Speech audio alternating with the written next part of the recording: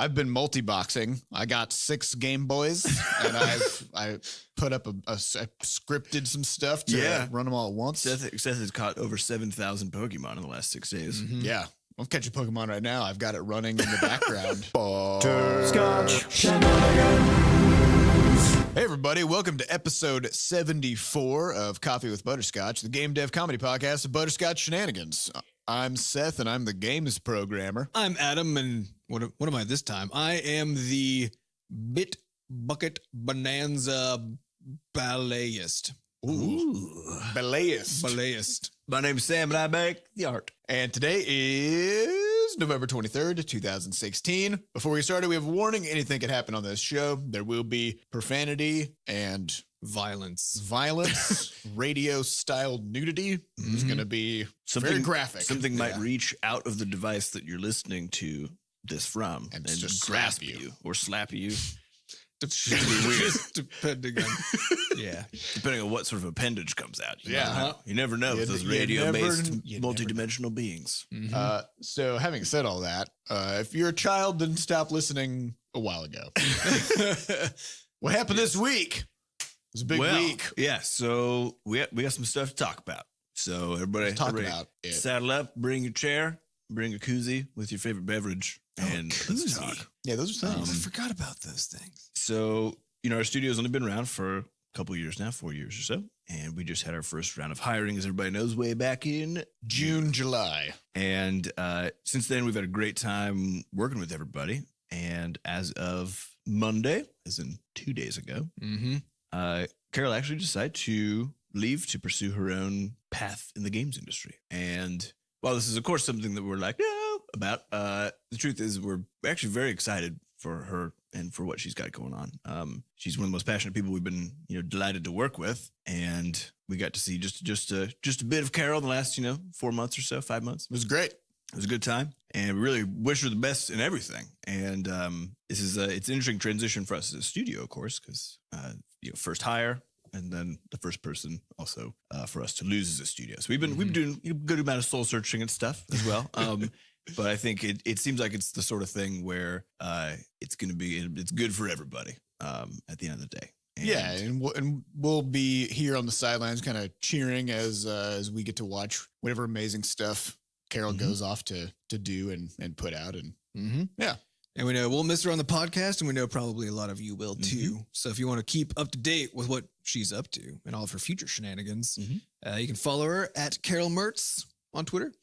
And I think she is going to probably be talking about video games on the internet a fair bit, and so you won't have to leave her laughing. You won't be careless. You won't be careless. Yeah.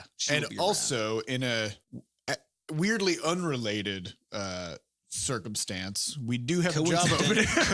Coincidental. Which is actually for a 2D artist. Yeah, it's not the same job. No, this is actually something that we've been planning on doing for a while now. And it's just coincidentally timed this way. Yeah.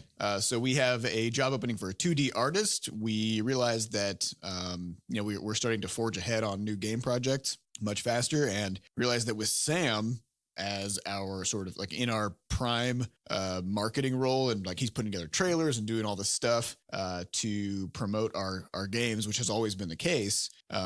We just don't have the capacity. We don't have the capacity to make all the art that we need. And we should probably do something about that. Well, I guess we do. It just means that we can't do other things. Yeah. If we do art, then we can't do marketing, which is a bad place to be. This reminds me of when we talked about around the time we launched Crashlands. You had done no art for like 5 months. I think it was about 4 months at that point. Yeah, because marketing's a full-time job. And then it wasn't until actually around June, when all the new hires got in, that I finally had, I think there's a 2-week stretch where I suddenly got to do a bunch of art before the conventions and everything else started, and kind of took my life away. Before we lost our way. Yeah. So we have info on that at jobs.bscotch.net. Yep. Just go there. You can read about us if you want to make sure this is something you want. But if you don't want to, just scroll to the bottom and follow the link. then you'll see the job. Yeah. So if you are a 2D artist who would be interested in living in St. Louis, making games with us, or know somebody like that, I want to clarify. You need to be a 2D artist. Right. You have to be physically two-dimensional. Must only exist in 2 dimensions. The art you produce could have any number of dimensions. Although We you don't cannot know. have a 2D personality. That's true. No, just 1 dimension. Well, no, We want you to be 3 sort of would like a be- sitcom character where you have like one thing that you are very passionate about and then 1 flaw, you know. Right. That's just to balance it out. yeah, you got to balance it. And then of course that flaw emerges just in general to make interesting plot points. So that's the kind of thing we need.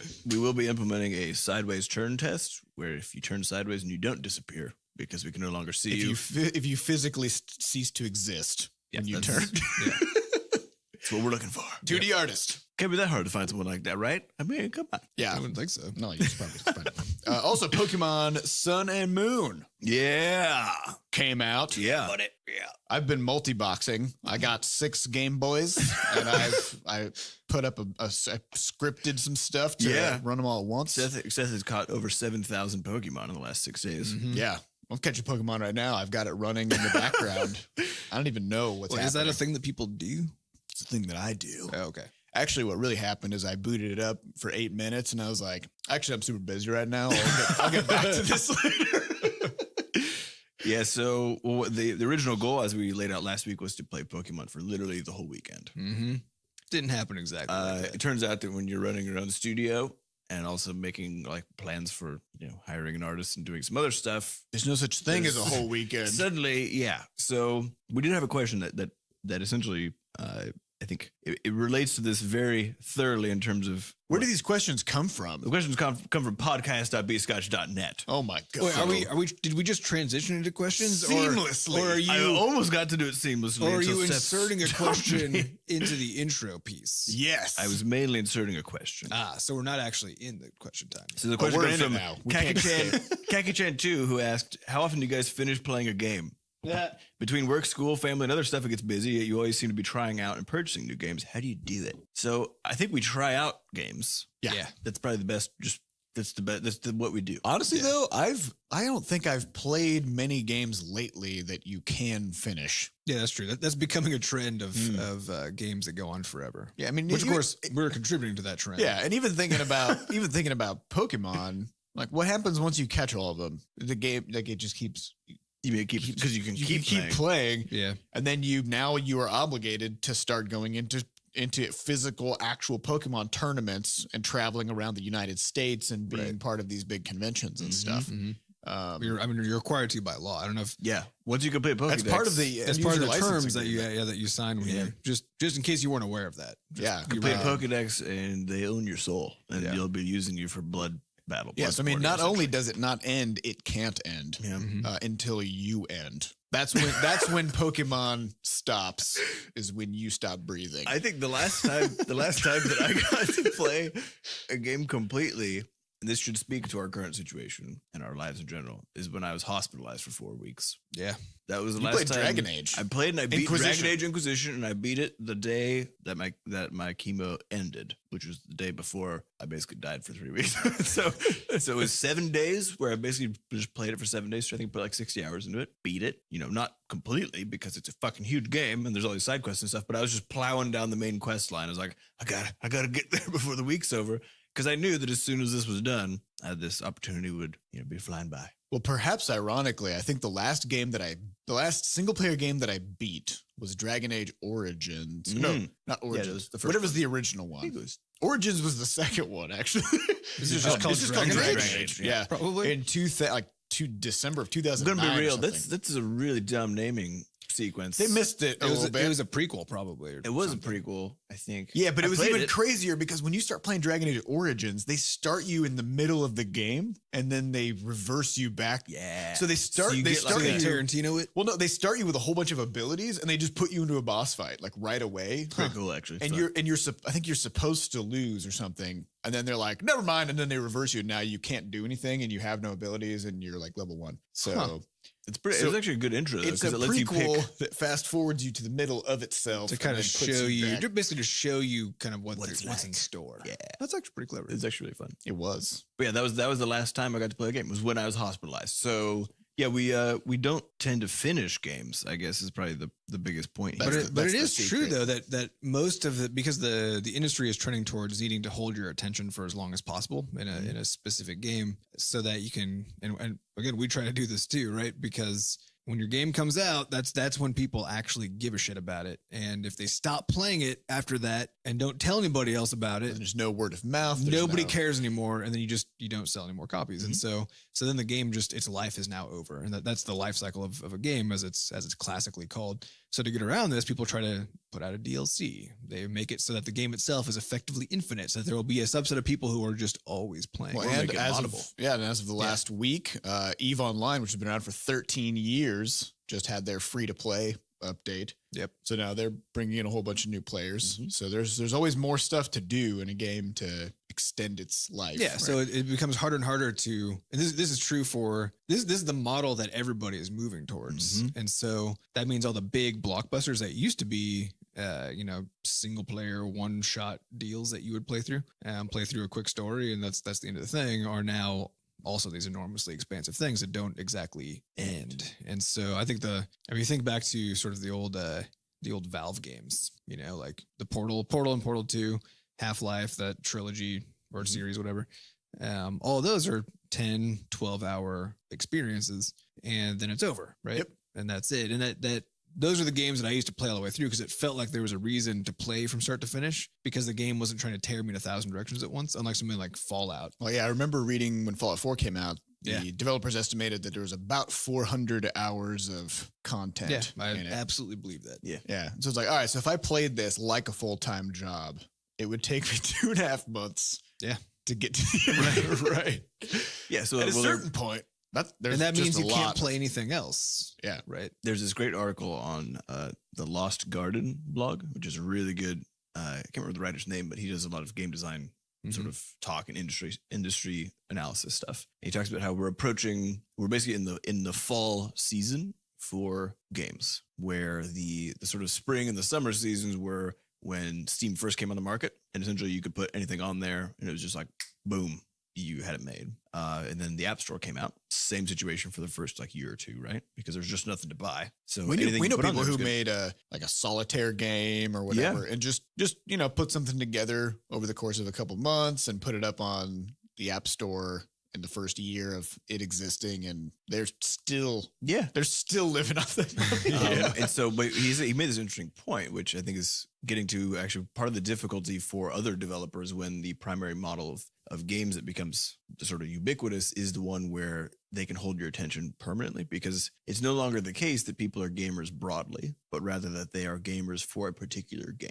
Yeah. And you see this happen with World of Warcraft is a good example. EVE actually is a good example. League of Legends, and now with Overwatch. There are people they only play that game. And this is why I always thought it was fascinating that there's that term of gamer, right? Where somebody's like, I'm a gamer, I play games. But there are very few people who I know who really do passionately just play everything. lot of different yeah, stuff, people yeah. have a tendency to land in one, maybe two games that they really, really enjoy, and they'll just spend most of their time in there. Well, they talk about the difficulty in the next couple of years is actually going to be that because the engines for creating that sort of content and that sort of player trap is getting bigger and better every single year, right? So Skyrim, for example, you could just play Skyrim. You could buy Skyrim as the only game that you play, and you could just play Skyrim. Just every day get a new mod.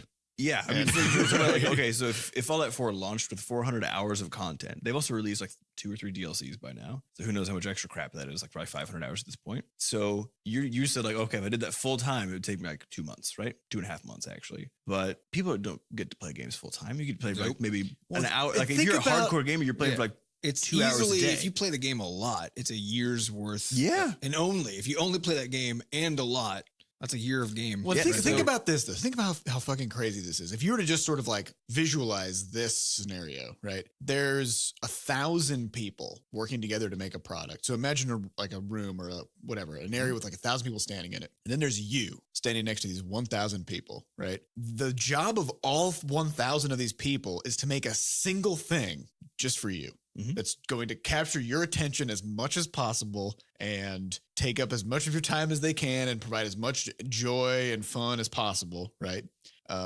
And the amount of stuff that they can make that 1,000 people could put together to do that just for you, right?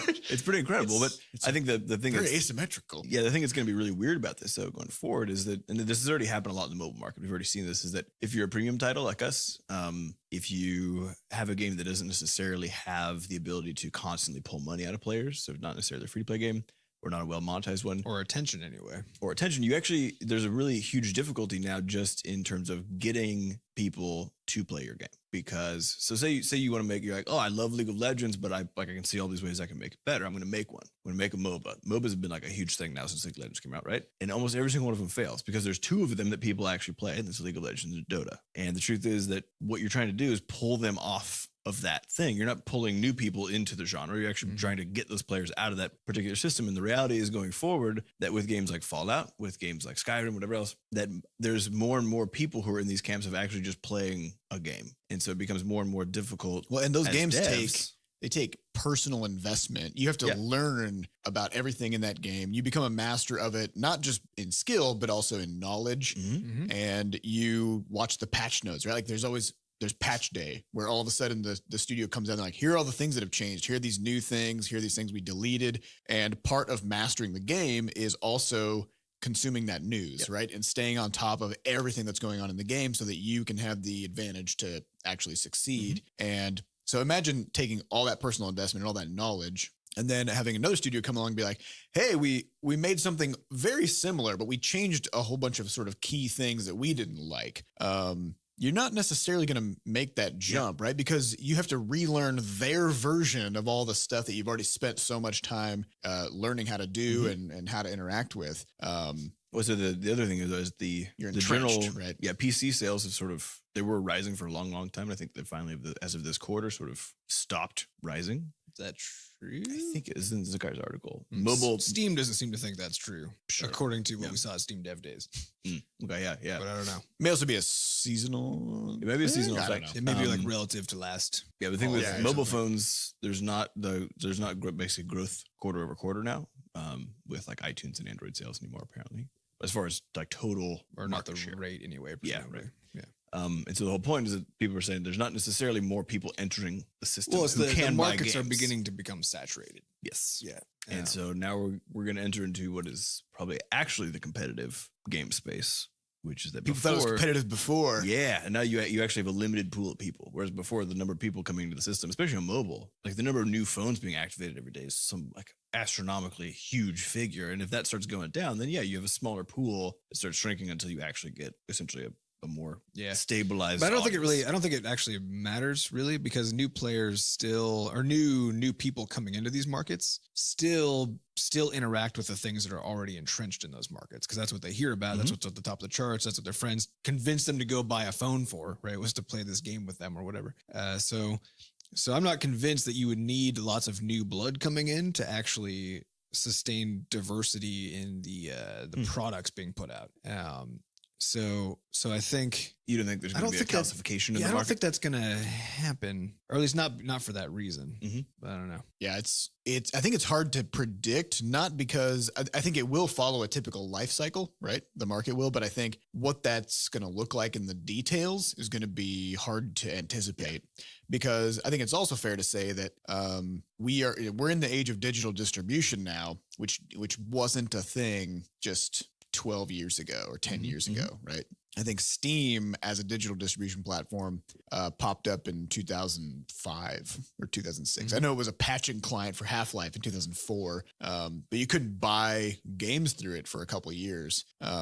So we're just at the end of the first decade of digital distribution of games. And then with things like smartphones, iPhones, Android, etc., you have billions of devices out there, and every developer is competing for the same spots on the same devices, right? Which is sort of unprecedented in a lot of ways, because distribution used to be restricted to geographic locations and the capacity to get your discs manufactured and shipped, and and have a publisher to support you and that kind of stuff. And we've just never seen a market that has this many potential customers and also this many suppliers like competing in the exact same marketplace, right? And so as far as what it's going to look like if the bottom falls out of the market, either from a supply side or a demand side, I have no idea. It's gonna get weird. Because we also have the fact that most games on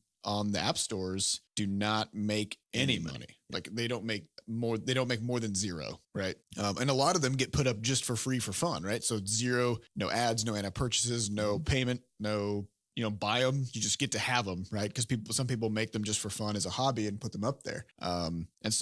And those are the same marketplaces. And they're competing for the same space, right? And so that's also never been true, right? Like you wouldn't see somebody be like, well, just for fun, 20 years ago, be like, oh, just for fun, I just got a whole bunch of my friends together and we all you can buy it in Target. We all have our money and now you can, right? And we got a distribution agreement and everything. We're not actually selling it. You can just take it off the shelf and have it, right? That's never been true, right? Going into a bookstore and seeing like a hand-bound book, somebody just like a handwritten book. Someone's just like, I typed it. I printed it myself. It's free. You can have it for free. Have it. Yeah, and it used because distribution used to be so hard that there was never the case that you had just a ton of hobbyists dumping their products into the market for free, just period, right? So what is that now? Another piece of this is the price recalibration, because when digital distribution started and still today, the pricing model was exactly the same as it was for buying the physical goods. So $60 for $60. Yeah. And that $60 or $50 at that time, or 40 even, whenever, forever ago when we were buying games originally. At that time, the cost of that good, that $40 that you were spending, had built into it the cost of getting it to you. Yeah, the developers took home like $5 at the end of the day, I think. Yeah, something like that. Because of all the middle people. But so did the publishers. Yes. Right. Most of the money that the consumer spent on that thing just went to getting it to them and building it. Right. It didn't actually go back to the people who made it or the publishers who got it out. And then all of a sudden digital started to happen, but because people didn't want digital goods to compete with the physical goods, they sold at the same price. Yeah, well, because often they was the same company, right? Yeah, they would have two versions. They don't want to cannibalize their sales, and so now they're doing both for the same price. But of course, the digital side, the distribution cost is really fucking small. Though 10 years ago, it was significantly bigger because it was harder to do all this stuff on the internet. But nothing compared to a physical good getting it into a store, printing it, getting a box, getting a manual. And so all this is to say, like the fact is the pricing model that we have today doesn't make sense anymore. It actually doesn't make sense to sell a AAA game for $60, right? And that's evidenced by the fucking insane profit margin that these games make, right? I think that's only the case if you're considering them to be the same as they were. Yeah. Because they're still moving with forward. Skyrim, something like that. Like the actual total amount of entertainment value you can get out of not even just Skyrim, but something like Binding of Isaac, right? Yeah. I mean, it's a better product. Absolutely. Yeah, the product's actually way the fuck better nowadays too. I think, all things considered, they should cost a lot more. Yeah, they probably just based on what's in them. Well, and they do and will continue to because they all have IAPs. That's true, actually. So they cost. You'll never run out of. You'll never run out of spend. You'll never run out of opportunities to spend. Next question comes from French Toast Mafia, who has some good ones. I really dig some of the deep concepts you've covered, like mindfulness, iteration before inspiration, and letting the game emerge. Have you made any decisions that you knew would not maximize your revenue, but was true to your other business values? Yeah, we covered this with Crashlands. I don't think we've ever made a decision that could maximize our revenue. Maybe we should think about that. Well, but I mean, as an example, going back to what I've been talking to, when we decided to make Crashlands pay up front so that you can just buy it and have it. Before that, it was actually going to be a free-to-play title where you would buy recipe packs or something, right? And had we done that with a game of the quality and scope of Crashlands, had we launched it even just on mobile only as a free game with IAP unlockables, but like tons of them, we could have. That probably would have maximized profit. That would have made a lot more money. By a but lot, basically actually. guaranteed. It wouldn't have been as good of a game. But it would have been a worse game. Nope. Which we discovered when we hooked all those systems up, and we were like, well, this sucks. Yeah. It feels terrible until you buy everything. Yeah. Yeah. And then we were like, why don't we just not do that and have people And buy the see game? what happens. Which is to say that our primary model is the make stuff that's really fun to play. And yeah, we do of course think about whether or not a thing could be successfully sold and making sure that the game design itself is something that will be broadly appealing. And like we do that stuff because we have to, right? Mhm. For two reasons. One is it's stupid not to because we're making games for other people, right? Yeah. So we should make sure that other people will enjoy it. And then the other one is that we have to run a company that can continue to make games as long as possible, which means they do have to bring something back and allow us to push forward. So our goal isn't to maximize profits. Well, I will say though, it is in the long term, in the sense that, we have a belief that we could have done something like make Crashlands free to play and just jam it full of in-app purchases and ride that wave. But then that to us is exchanging long-term players who really appreciate the stuff that we make and want more of it and trust us to make good stuff that doesn't take advantage of them for a short-term cash pile. Right. Mhm. And so our goal is to, build up a community of people who really love the stuff that we make. And that's where that focus on quality comes from. And yeah, like if we sell it up front, we're going to have fewer players because if you make something for free, more people will get it. Right. Mm-hmm. So we'll have fewer players, but we think that they'll be more passionate about the stuff that we're making. And that's better for us and for them in the long term. Yeah. So, It's also, there's basically three entities to keep in mind. It's the studio, the player, and then the game. And it's just the case also that some we've discovered, and there's been a good number of articles on it, that some genres and some types of games just have a really hard time squaring with a free-to-play model. And some of them have a really hard time squaring with a pay-up-front model. Yeah. Well, I mean, so something like a multiplayer card game, for example, like really fucking hard to do as a pay-up-front thing. Yeah, because the studio has to maintain cost because it has every user playing it has a long-term cost for that. Well, game. and there's that idea that in a multiplayer game where there's matchmaking, you need a large pool of players, right? And so if you put up players are the content. the players make up a big part of the content because otherwise you have nobody to play against. Think about how actually how risky it is for a studio to launch a multiplayer game that is just multiplayer. In the case of something like Overwatch, like there's no single player. So if nobody else played it, if there is no game. If you have a situation where you actually have a low player count, the game dies. The game which is what happened to Tribes, for example. Yep. And there's nothing you can do. You can just sit back there and watch as the dev be like, it's weird because the players are the game. Mhm. And I mean, and this is another reason why Eve went free. They're sort of peak concurrent players with something like 30,000, which is still fantastic. So right? amazing, But space is very big. And when you spread those players out across it, there's not that many, right? And so I think, they went free to play on Tuesday with a pretty interesting model where you can sort of continue to play without a subscription, but you get sort of a broad, sort of a horizontal slice of the game. You get a whole bunch of stuff that you can do. You just can't do it to the maximum and get all the best, more specialized stuff for that. And they didn't even do a big advertising campaign for it yet because they wanted to iron out the kinks and stuff. Mm-hmm. But even just by just making that switch and putting up a blog post about it and sending out an email to all their former players who maybe dropped off the subscription or whatever, they nearly doubled their concurrent players in the first. Think about that. Think about how much better that's going to be if you're playing Eve now. You get more people. There's more people. There's more cannon fodder. But it's a thing to think of if as a consumer that if you are taking a multiplayer game or similar thing and you're one of the free players, you're one who's not contributing anything to the developers and to the community actually, because the reason that the game gets to exist is because people are paying for it, right? So if you're just kind of hangers on that game, then the reason you get to do that is because you're the content. You are the content. It's just like how we talk about with the reason, you using Google search is free is because they're selling you. At the end of the day, You are the content. Yep. Anything that's free, it's because it's you. You are being You are the sold. product. Or it's because the developer of it Is giving it away. made a mistake. Right. Which, like with Quadrupus Rampage, We did, the original. It's a single player game. There's no reason for it. Or it's just free somebody who doesn't have their life riding on being able to successfully sell their game and they just give it away for free. Yeah. All right, next question comes from One Dead Saint, who asks, would it be at all possible to save your DNA as it is and infuse it later in life to reverse the aging process brought on by shortening telomeres? Yeah, Adam. This is a big question. So it's sort of like this comes back to sort of like get branching yourself, right? Or it's sort of like you commit your DNA to a remote repository, and you try to merge it, and then later merge it back. Here's the question, right? Because I still have a bag of my own stem cells. That's somewhere. true. Oh, that's true. Frozen that somewhere are in actually St. Louis. frozen. True. So if I was like 80, I was like, man, I just feel so. Wait, let's talk about how this process works. Yeah, how did they get your stem cells? Okay, well, so first they gave me a bunch of It's drugs. kind of fascinating. And so your stem cells, they're your bone marrow stem cells. Those are the ones you want.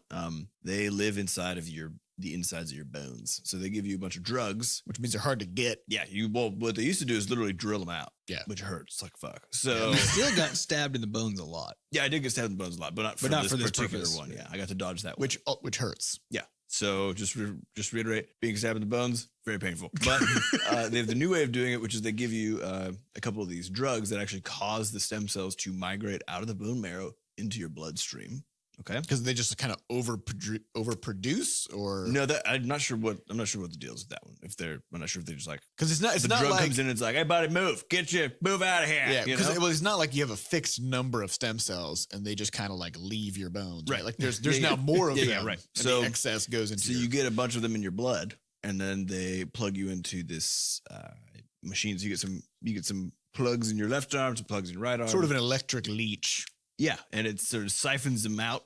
So your blood comes out, and then they spin it. So Electric it goes into leech. this thing. It looks like a washing machine with a bunch of knobs on it, basically. And so your blood goes out. There's a bunch of tubes that go out from you into this washing machine, and then it's like Centrifuging your. So it's spinning the blood, and then the blood, because of the different densities and the different cell types, sort of separates, and then it siphons off just the stem cells, and then it gives you back the rest of it. So, So you it's don't- kind of like It's taking. like separating cream. yeah, it's like Yeah. taking the cream off. So, that's how that whole process works. And so, I know I had a few friends who were like, "Oh my god, so you just have this bag of your own 20-year-old stem cells. What are you gonna do with it? Yeah, when you're Well, like 80, what are you You don't gonna have it. It's infuse somewhere. it? It's in the Are you hospital. gonna- right?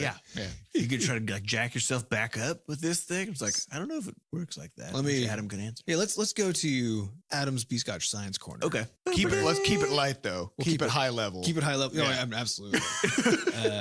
So the first thing is you will not be able to use those stem cells for anything interesting because they're blood stem cells. They can only make blood. But what if I want new blood? Then yeah, then Like, you can- but okay, here's my question. If I'm 80 yeah. and you're like, my blood is old. and like I got this old ass blood, My blood's all. can I, or I guess in this case, old ass blood makers, because that's Uh-huh. what the stem cells are. Yep. If I were to get them infused from my 20-year-old self, Sure. would I be like feeling like a god? No, because the rest of you would still feel like shit. So would my blood be better Yeah, or younger? potentially. Yeah, I mean, blood. I think is one, like your blood can get worse, right? But for the most part, when your blood gets worse, now you have cancer. It's not like it just doesn't, doesn't do really blood degrade. stuff anymore. Yeah, Right. and for sure, there's probably some of that, but So you don't get, like, So blood wrinkly- is kind of binary. Like either it's doing its thing or it's you're trying to murder dying. you. Yeah. So I Okay, mean, yeah. so Damn. maybe there probably are some scenarios where it'd be helpful. But to go to the original question, which we should quickly just say, what the hell is the question even asking? Mhm. And so What's there telomere. are these things called telomeres. You can think of it as a little end cap It's on the your tips. DNA. It's the tips of your DNA. Your DNA right? tips. So when you are an embryo, all those tips are super long, and there's a little enzyme in there that keeps on making them longer. Ah. So every time your cells divide, those ends just end up, because of how the process works, getting trimmed back a little bit. They get pruned a tad, right? And so every single cell division, they get pruned a little bit more. So the length Oh, of so a your cells telomere, divided. So it's like a DNA haircut exactly, sort of a situation. They They keep just- getting longer, so they got to keep. right? They just Trimming your the body, hedges. right? Your body kicks in a free haircut with every cell division, Cool. right? So it gets a little short every time, and, Thanks, and buddy. their length is allows you to have something on the order of about 30 cell divisions before they're so short that bad things start to happen. Because And it the- starts cutting the wrong stuff. Well, no, actually, it's like it's getting a haircut because- that cuts your scalp. It's because a linear, just like a little piece of like the end of a DNA strand that's just hanging out there. What it wants to do is stick itself into other DNA. So what telomeres do is protect against it. It's actually like this giant batch of protein and all kinds of stuff that's sticking on this telomere DNA. Oh. And so all that's now gone. And now all of a sudden your DNA just starts inserting into itself, which is really bad. But it is so bad that it doesn't even cause cancer. It just causes your cell to die. It's like just fucks it up so hard. Your cell's like, sorry guys. Yep. I'm out. I don't even know what's My happening. haircut. My haircut So was but too short. here's the cool thing. So nobody knows exactly why things are this way because, like I said earlier, when you're an embryo, They keep being longer. you keep making them longer. So every cell division, you make this enzyme called telomerase for telomere ase. And so it makes it longer every time. So it stays in balance. And actually, all of your stem cells do this too. Even your blood stem cells that you have in that bag, right? But the rest of your body stops doing that. And so nobody knows why, but the at least back in my day, the predominant theory was that that by having this sort of, it's basically a timer, right? That you're only allowed to divide so many times before you just die. And it's enough times to create an entire human body, right? Or a really big fucking tumor, but no more. Right. So the idea is that this is actually not even a big tumor, because by that point, the cells that are causing tumors have already divided a bunch of times. Right. So now they have a limit on how far they can go. So the sort of prevailing hypothesis, at least the last one I knew about, was that this was basically an anti-cancer mechanism. So it's a safety mechanism. Yeah. Because if a cell is dividing out of control, which is what cancer does, Then it chops the then, telomeres faster. then at some point, exactly, then all of a sudden it just all dies. And then it's like, because it right. can't survive. Exactly. So that's But the it idea. doesn't but really this- work. No, it actually works really well Oh, okay. because we all get cancer all the time. Like we're all constantly having cellular cancer events, right? We just don't know about it because of all the awesome mechanisms, including something like this, that our bodies have in place to prevent it. So we all, okay. So right now, you've probably got a good 5 cancer cells in your body. It's a very small percentage of the population. That's true. And they're going to get killed by stuff or just die. Hopefully. So exactly. Sometimes they don't. And then And so that's where you're at. So to get at the answer to this question then is no, we don't need to take your DNA and hack it back into your DNA. And plus we have no idea how to do that. But what we could do is just turn on that enzyme because that enzyme is still in all of your cells. So if you It's get, just so if you've got off. some sort of drug Yeah. that turns it flip on. it back on, Yeah. and then it would start lengthening your telomeres. But what then would you that- would become a baby. And also increase your risk of cancer. Yeah. Okay. So So we just you need to can get live a really long good time. at killing cancer. Yeah. Then we can turn that enzyme back on. Yeah. And just what we need is Then what we immortality. need is nanites. Yeah, obviously. Yeah, because that way you could just have sort of like an army of murder robots patrolling your blood. Mhm. That Right. that already exists, and that's called your immune system. Yeah, but it's not that good. We It's need pretty fucking good. we need It's not as cool, perhaps, It's as a pretty robot. fucking cool. we I mean, I'm need just to saying, we you know, need to from a- supplement it with murder robots. I mean, that's okay. Supplement is fine. I'll take Yeah, it. I'm not Or I'm not You saying take your daily supplemental murder robot vitamin. you just drink a little vial of it looks Why like can't- it'll just look like metal, like the liquid metal Terminator kind of a thing. But why not just Just drink, drink it. little tiny weapons for your white blood Oh cells? yeah, to just kind of use? equip them with nano axes. Yeah, and right. Baseball crossbows. bats. and probably some armor. I think would be good. Yeah. The problem is though, the problem is target identification, right? Because Yeah, that is they- the biggest problem. So we need some night vision. They need goggles. night vision goggles. Yeah. They need probably radar and equipment. it is really dark it's very dark. inside of bodies. Some might say it's as dark as possible. No, because there's still X-rays going through you and stuff. Oh, so, okay. They're So it's almost as dark as possible. Some would say that, but they would be They wrong. would they would be wrong, wrong. I mean, which I knew. So you're saying, Adam, When I you're said saying that, that. you can essentially solve the telomere problem. But- but then you have a new problem. Yeah, But then you just have like a whole you have bunch a new of fuck other problem, problems. but most importantly, it's, die. It's probably not true that the reason you age is because your telomeres are short. It might have something to do with it. Might Maybe. have something to do with I it. think it's gravity. But here's the thing, It's though. really heavy But all here's, the time. here's why that's probably not true, though, because your stem cells, which you still have, are still growing their telomeres, and those are the things that replace all the cells in your body over time. It's just that some parts of your body don't replace themselves over time. Are So, those like- parts more likely to Like your fingers. Yeah. the whole thing? Like if you The whole lost one. it, here's a it's question: gone. how come some people's skin stays like flawless forever, and some people get wrinkly as fuck? So the skin I don't turns know. into paper. Yeah, Just thin. is this telomere translucent. related? I'm just gonna blame telomeres for everything. It That's probably what I not. learned from this podcast. My guess is it isn't. But I don't know what it is. Okay. This But has but been, short answer, telomeres won't solve everything. So don't even worry about it. Science is complicated. This has been Science Corner with Yep. Adam. Here's a question from Kevin888. Robots, will they destroy us all? What if you guys made an AI? What do you think it would do? Made an AI? Yeah, Adam did make an AI. Well, I mean, it was dumb as rocks. So the AI we would make. It was an artificial idiot. Exactly.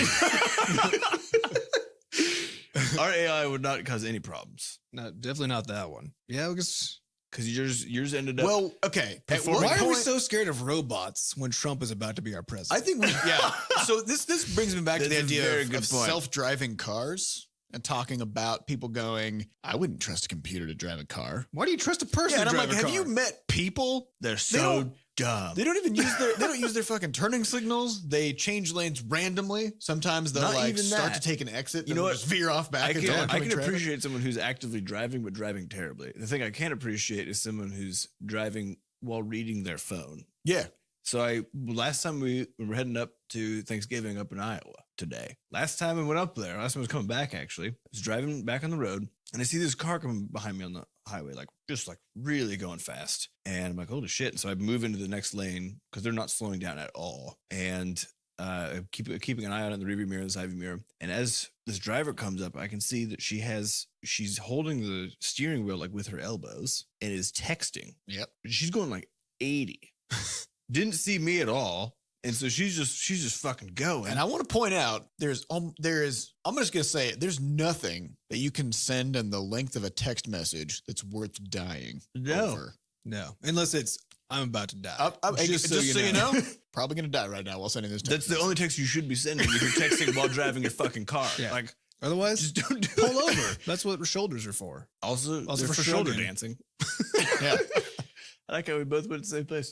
That's good. Shoulder dance. Shoulder dance. Yeah, I don't know. Because self-driving cars, they've got 360-degree vision. They don't give a fuck about text messages. They pay attention to everything. They don't get tired. They know exactly where they're going because they have GPS, and they're not going to start to take a turn and then change their mind and then veer back out into traffic, right? There's no downside. Although there is the interesting question of, in an accident with a self-driving car, who is liable? Tesla. That's right. Because this is America. Because corporations. because corporations are people. And Tesla, the corporation, man. is driving the car. Well, Yeah, I don't know. I think if robots do just kill everybody and take over, That's fine. probably everything is better. It's their turn. It's their turn. We clearly don't know what the fuck we're doing. All we do We're is just murder passing each other. time, you know? pass the time until we accidentally create an AI. Well, I've always wondered this though, so people talk about the idea of something being part of nature and something being separate from nature. Yeah, Right. which is dumb. Right. So people talk about a house is not a natural thing, which I don't think is true. No. Because if you see a chimpanzee take a stick and use it to poke an anthill, you're like, oh, look, nature is amazing. Right. But if that And we chimpanzee. just built a house. That chimp is an idiot. Yeah. Because we built a house because that's part of our nature. Right. Yeah. And so a house actually is a normal part of nature where humans live. Mhm. Right. So if humans build sentient organisms that take over the earth as sort of the next invasive species, natural, which man. we're an Yeah, invasive. that's the natural So evolution that of humanity. means that artificially intelligent robots are the next sort of Well, they're step- natural. They're a natural next step in the evolutionary chain. It's just that their emergence did not come through reproduction, but through invention, right? But it will have because there's no difference. Whoa. Yes. Them telomeres, man. Because reproduction is just, or I guess invention is just you taking existing ideas, mixing and matching, just like what happens with sexual reproduction. Yep. Producing a copy of that thing Exactly. that is similar to, It's but just different iteration, in right? important It ways. just iterates, right? Because the first step in robot was somebody picking up two rocks and banging them together and chipping them to be slightly sharper and being like, oh, fuck yeah. Yeah. I can cut things, right? Right. And then one thing led to another, robots. Exactly. Exactly. Over It's- thousands I and love thousands of years. the phrase one thing led to another because you could start anywhere It in lets history you, and lets you end skip anywhere. a lot of things, right? It's great. Yeah. One thing led to another, and it's the end of the podcast. But yeah, I think, robots are part of nature and they should be celebrated. They should be- and feared. and feared, just like tigers and humans. yeah. But if you're more scared of robots than you are of people, you're wrong. Just gonna throw Yeah. that You out should be there. equally scared of both. Yeah. Well, you should be. The only reason you should be scared of robots is because fucking people are making them. Oh, yes. You That's know? fair. Fucking people. All right. Next question. I think that's all we got time for today. Coffee with Butterscotch. We're doing our shorter episodes today. So have a great Thanksgiving. Yeah. Feel free to throw us podcast questions at podcast@bscotch.net. And take some time to think about what you're thankful for. Yeah. Yeah. What do you express some Avoid gratitude. Yeah. And stay away from people who just aren't good for you. You know. So Even if they're your family. even if they're your family, Just leave. just leave. Eat the turkey first. Hightail it Thanks out for the there. turkey, bub. Dine and dash. I'm out of here. Dine and dash. Thanks. And and if you want to ask us questions, go to podcast.bscotch.net. If you want to apply for this 2D artist position or know somebody who should, go to jobs.bscotch.net and learn all about it and send us a little thingamajig. So we'll see you next week. See you next week. Bye. Bye. Bye.